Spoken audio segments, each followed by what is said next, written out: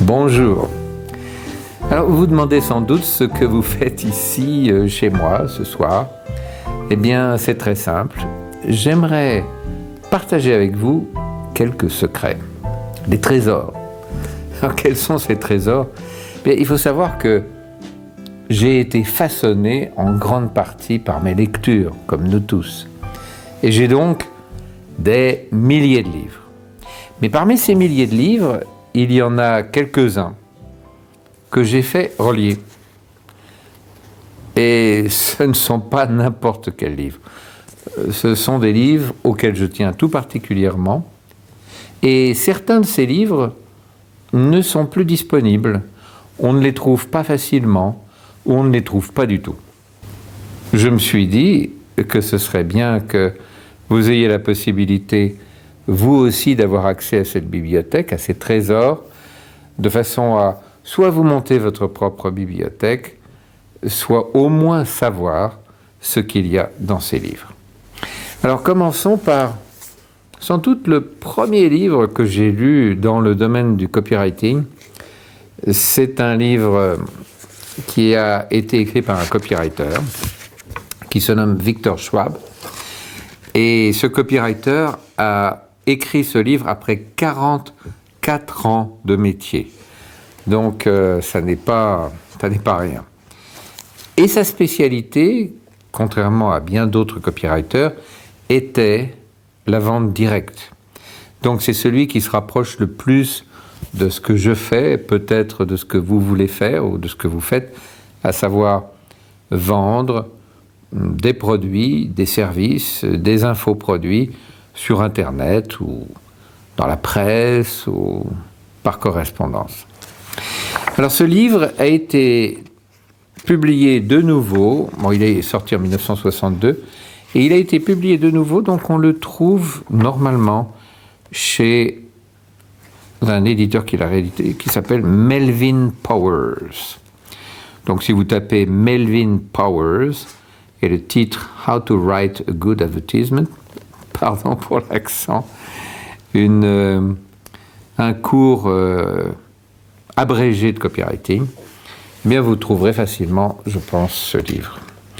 C'est pas si abrégé que ça, parce que c'est quand même un livre qui fait 225 pages.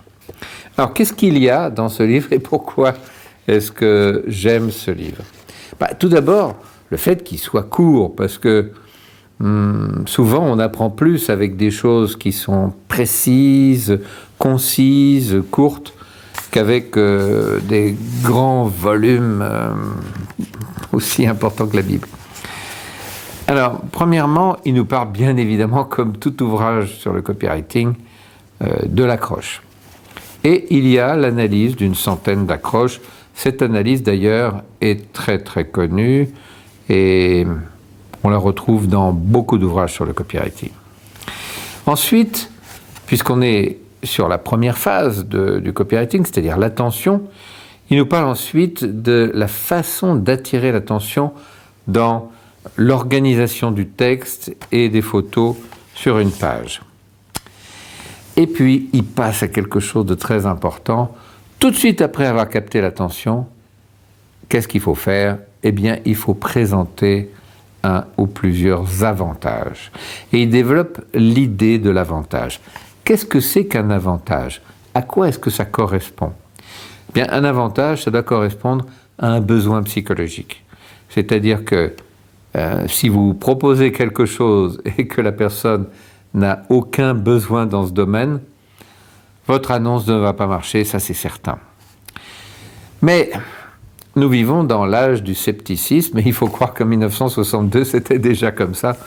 Donc il ne suffit pas de présenter un avantage, il ne suffit pas de le décrire, il ne suffit pas de créer l'image mentale dans l'esprit de votre prospect, il faut apporter des preuves. Alors là, il explique quelles sont les preuves qu'on peut apporter. Il explique que dans beaucoup de publicités, ce sont les preuves qui manquent.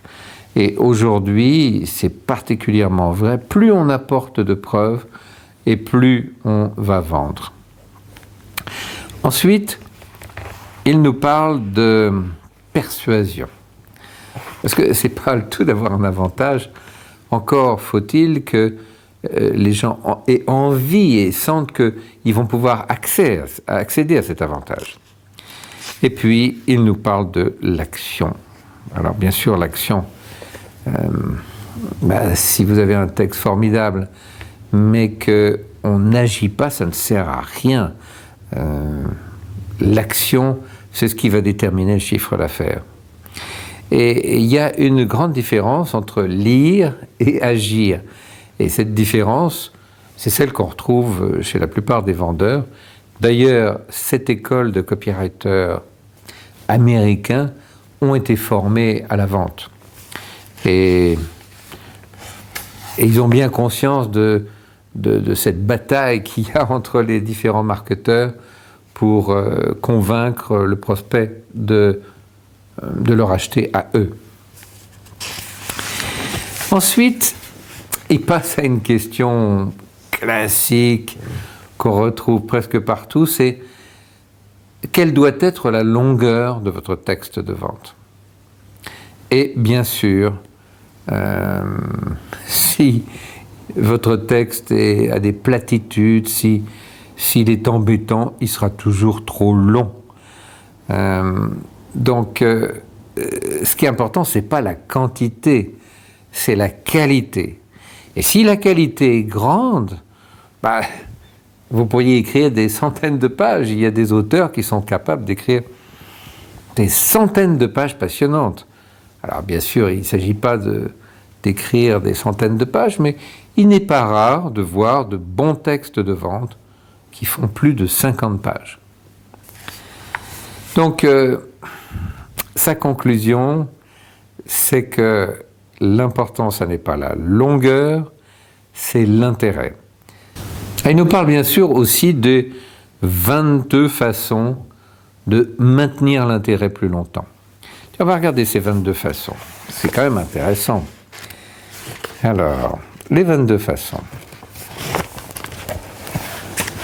Alors, premièrement, commencez votre texte par une question. Ou, 2, commencez avec votre bénéfice le plus important. 3, donnez des nouvelles. Quelque chose d'aussi intéressant que ce qu'on lit dans le journal. 4, évitez les généralités. Soyez toujours spécifique. Si vous citez un chiffre, ne dites pas plus de 1000, dites 1247. Très vite, identifiez votre texte avec les besoins et les désirs du prospect.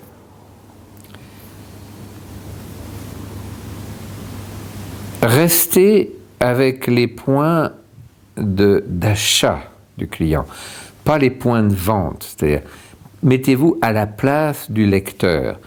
Quelles sont les raisons pour lesquelles il pourrait avoir envie d'acheter? Et non pas quelles sont vos raisons de lui vendre. Choisissez des angles de vente qui ont un appel plus général, de façon à pouvoir toucher une quantité plus grande de personnes. Vous concentrez-vous sur les choses importantes et oubliez les petits détails. Ce ne sont pas les petits détails qui vendent, ce sont les grosses choses. N'hésitez pas à avoir des appels émotionnels. Ce sont les émotions qui vendent, et plus vous aurez d'émotions dans votre texte, et mieux vous vendrez. Évitez les promesses un peu plates. Essayez de toujours dramatiser. Par exemple, c'est ce qu'on fait avec les histoires, on dramatise la situation. Mettez autant que possible de la personnalité, de l'intérêt humain, faites des démonstrations brillantes, mais faites-le bien sûr avec naturel. Mettez des choses intéressantes dans ce que vous écrivez, de façon à ce que ce soit intéressant à lire, bien sûr. Ne soyez pas distrait par des choses qui n'ont rien à voir avec le produit, avec votre propos. Utilisez des sous-titres. Ça, très souvent, aujourd'hui, on voit des gens qui font des longs textes et qui n'ont pas de sous-titres, qui cassent le texte, qui donnent de l'intérêt, qui permet de rentrer dans le texte à différents endroits. Utilisez un style vivant, dynamique. Ne faites pas de phrases longues. Utilisez des constructions de phrases courtes et claires comme le cristal, dit-il. Si vous écrivez au premier jet quelque chose qui est un peu compliqué, réécrivez-le pour que ce soit vraiment punchy. Wow. Utilisez le temps présent tant que possible et le singulier plutôt que le pluriel. Faites comme si vous étiez en train de lire le truc à quelqu'un. Utilisez des verbes actifs, des mots qui créent des images. Il faut que chaque mot ne soit pas abstrait, mais ait tout de suite une image dans l'esprit du prospect. Évitez d'avoir trop d'adjectifs, d'adverbes, de pronoms. Cela peut diluer la puissance de votre texte. Utilisez un vocabulaire simple. Évitez les mots érudits parce que votre prospect risque de ne pas les comprendre et d'être rebuté. Enfin, grammaticalement, essayez d'avoir un texte qui est correct, qui n'a pas de faute d'orthographe, qui a une bonne grammaire, avec des liens entre les phrases. Et à la fin, il dit avoir du texte long ne veut pas dire avoir un texte qui est trop relâché, qui a du verbiage. Gardez-le compact, même s'il est long. Bon, alors, bien sûr, un texte doit être invitant. Il nous parle de ça aussi, comment avoir des phrases courtes au début, avoir des intertitres. Il y a un chapitre, je pense que vous aimerez tout particulièrement, qui s'appelle « Comment avoir plus de demandes ». C'est la page 133. Effectivement, que ce soit sur Internet ou dans une annonce presse, on propose généralement à la personne de nous laisser son nom, son adresse, de façon à ce qu'on puisse constituer une liste de personnes que l'on va ensuite prospecter. Alors, il y a un chapitre qui est tout particulièrement intéressant, c'est comment avoir plus de demandes. En effet, que ce soit sur Internet ou en presse, on propose souvent un cadeau gratuit, un avantage qui fait que la personne va vous donner ses coordonnées. Alors, comment faire en sorte qu'il y ait plus de personnes qui laissent leurs coordonnées? Il y a 10 façons, selon Victor Schwab, de le faire. La première, c'est lorsque vous offrez un e-book ou un booklet gratuit, d'avoir un titre particulièrement attirant. Aujourd'hui, c'est assez facile, il suffit d'aller regarder quelles sont les meilleures ventes sur Amazon et vous saurez quelle structure donner à un titre pour qu'il soit particulièrement attirant. Ensuite, faites écrire, ou en tout cas faites signer votre livre ou votre e-book par quelqu'un de connu et de fameux. Si vous utilisez le nom d'un expert, bien sûr, cela donnera plus de poids.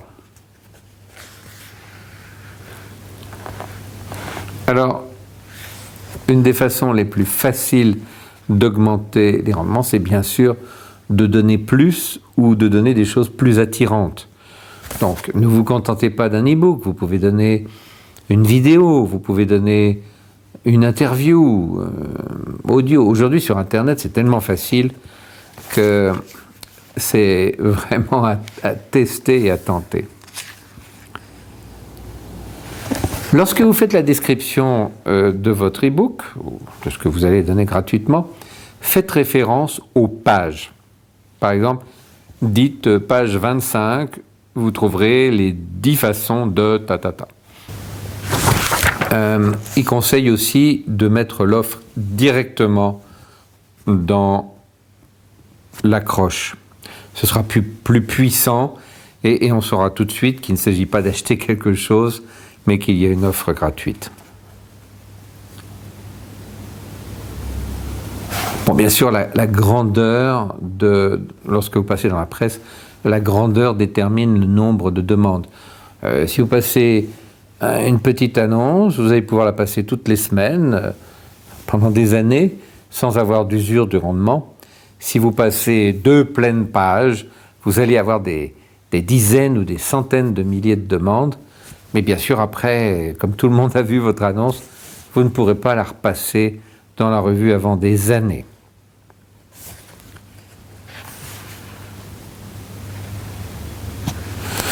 Alors, il rappelle une chose intéressante. Il dit qu'il faut rappeler plusieurs fois dans le texte l'offre que l'on fait. Alors pourquoi c'est intéressant? Parce que souvent on croit que parce qu'on l'a écrit à un endroit, ça suffit, les gens vont savoir, s'en souvenir. La réalité est tout autre. Il faut répéter, répéter, répéter. On dit que pour que quelqu'un comprenne quelque chose bien, il faut les répéter 7 fois.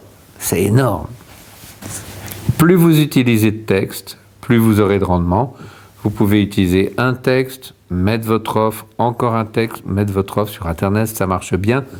La personne qui hésite encore va poursuivre sa lecture jusqu'au moment où vous allez la convaincre.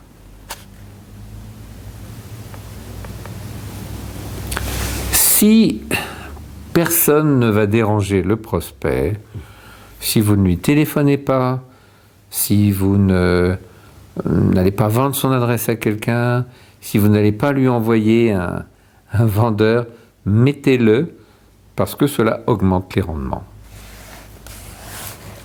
Et bien voilà les 10 conseils qu'il donne. Alors ce qui est amusant, c'est qu'il donne aussi des conseils pour réduire le nombre de demandes. Et en effet, c'est important. À quoi sert d'avoir un fichier avec des gens qui ne sont pas vraiment intéressés? Si par exemple vous vendez vos services, vous avez vraiment intérêt à avoir un fichier bien ciblé. Alors comment bien cibler? Eh bien, le titre est une bonne façon de cibler.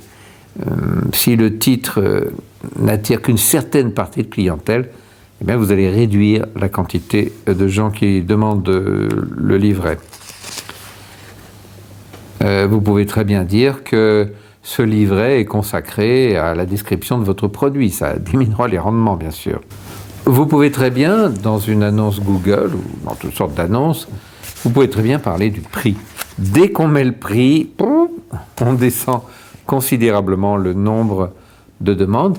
Mais, bien sûr, si quelqu'un a vu le prix et qui veut quand même en savoir plus, c'est l'indication que c'est un bon prospect. Vous pouvez bien sûr faire des annonces plus petites. Plus elles sont petites, plus elles vont cibler. Vous pouvez très bien aussi demander un certain âge, mettre des choses du genre numéro de fax ou de façon à limiter les personnes qui répondent. Vous pouvez très bien éliminer le coupon, parce que le coupon est quelque chose de très attractif. Alors évidemment, du coup, il y a plus d'efforts. Vous pouvez demander plus d'informations. Si par exemple vous mettez votre email, vous aurez plus de demandes. Si vous dites mettez votre email, mettez votre adresse, mettez votre profession, mettez votre âge, évidemment, vous allez réduire le nombre de demandes. Bon alors, en marketing direct, ce qu'on fait aussi, quelquefois, c'est demander un timbre ou demander un engagement quelconque, ce qui réduit aussi, bien sûr, les demandes. Alors ensuite, il y a 7 facteurs qui influencent l'efficacité d'une pub. Tout d'abord, la taille des publicités, ça c'est évident. L'utilisation des couleurs. Alors, généralement, les couleurs augmentent les rendements. Une chose à laquelle on pense rarement, c'est les jours de publication. Dans un journal, c'est évident, il y a des jours qui fonctionnent mieux que d'autres. Sur Internet, c'est la même chose, parce que, par exemple, dans Aweber, qui est, on va dire, le système d'autorépondeur le plus connu, le plus classique, même dans les relances, on peut très bien dire qu'on veut envoyer la relance tel ou tel jour de la semaine et telle ou telle heure. Alors, donc le timing peut tout à fait être calculé pour qu'il corresponde exactement au moment où vous avez les meilleurs rendements. Alors vous allez me dire maintenant, comment savoir quand est-ce qu'on a les meilleurs rendements? C'est simple, vous regardez les statistiques sur votre site et vous allez voir qu'il y a des jours, il y a des heures où vous avez beaucoup plus de trafic que d'autres. Pour le positionnement, c'est évident, vous savez que le regard a tendance à aller en haut à gauche et puis à descendre, et le regard descend toujours, il y a un effet de gravité, et puis on a tendance, en tout cas en Occident, à aller après vers la droite. Il parle bien sûr des grands événements. Ça, c'est une chose à laquelle on pense rarement. Dites-vous bien, quand on fait de la publicité, les grands événements sont des concurrents. Donc s'il y a, par exemple, une élection, eh bien, c'est pas le meilleur moment pour envoyer des pubs, à moins que vous arriviez à coller à l'événement. Mais considérez que si brusquement il y a un raz-de-marée qui tue des dizaines de milliers de personnes, il vaut mieux ne pas envoyer de publicité, ça n'est pas le bon moment. Il y a aussi des effets du temps. Par exemple, quand il fait très beau sur Internet, lui ne parle pas encore d'Internet, mais il parle du temps. Quand il fait très beau, les rendements baissent parce que les gens ne sont pas devant leur écran. Et puis ensuite, il parle du facteur le plus important de tous. C'est de faire des stats. C'est de tenir des statistiques de tout ce qu'on fait. Quelle est la meilleure accroche? Quel jour on a obtenu de bons rendements? Quel est le meilleur texte? Parce que vous allez voir que les meilleurs résultats, on les obtient en s'inspirant de ces meilleurs résultats passés, très souvent. Alors ensuite, il y a une autre partie, et rassurez-vous, j'en aurai fini avec vous. Il y a une autre partie que j'aime beaucoup dans ce livre, c'est ce qu'il appelle « the hard-boiled attitude ». Alors, « the hard-boiled attitude », c'est quoi? Eh bien, c'est avoir la pêche, c'est avoir de l'enthousiasme, c'est comment mettre dans son texte de l'énergie, de l'enthousiasme qui fait qu'on a envie de lire, qu'on sent la personne qui a écrit et que ça fait toute la différence. Alors, c'est une question d'attitude. Qu'est-ce qu'il y a dans cette attitude? Il y a de l'énergie, donc c'est sûr qu'il ne faut pas écrire son texte les jours où vous êtes complètement à plat. Et puis je crois qu'il y a aussi, et il en parle, toute la préparation, la connaissance de ce dont on va parler. Mieux on est préparé, plus on est enthousiaste à propos du produit, et meilleur cela sera. Alors, il dit comment est-ce qu'on peut obtenir cette attitude? Eh bien, elle parle de la modestie. La modestie vis-à-vis du marché et vis-à-vis du prospect. Il nous parle aussi de la curiosité. La curiosité est un des grands facteurs qui crée cet enthousiasme et cet intérêt. Si vous-même êtes curieux, vous allez plus facilement rendre votre lecteur curieux. Et voilà, je crois qu'on a fait à peu près le tour. C'est un bon livre. Bon, il ne s'adresse peut-être pas à des personnes qui sont des grands experts du copywriting, mais pour les débutants, c'est vraiment un bon départ. Je crois que si on n'a que cet ouvrage-là, on arrive déjà à écrire de très bons textes parce qu'on a les éléments les plus importants. Alors, je vous montre la couverture de cette édition du Schwab. Voilà. Je vous rappelle que ça a été publié par un auteur qui s'appelle Melvin Power et qui a une maison d'édition à Hollywood, en Californie. Vous pouvez trouver aussi l'édition originale de Victor Schwab. C'est quelque chose qui a évidemment beaucoup de prix. Et j'espère que cette petite causerie vous aura plu. Et si elle vous a plu, eh bien je vous invite à la prochaine. Il y a quelques centaines de livres qui vous attendent. À très bientôt. Au revoir.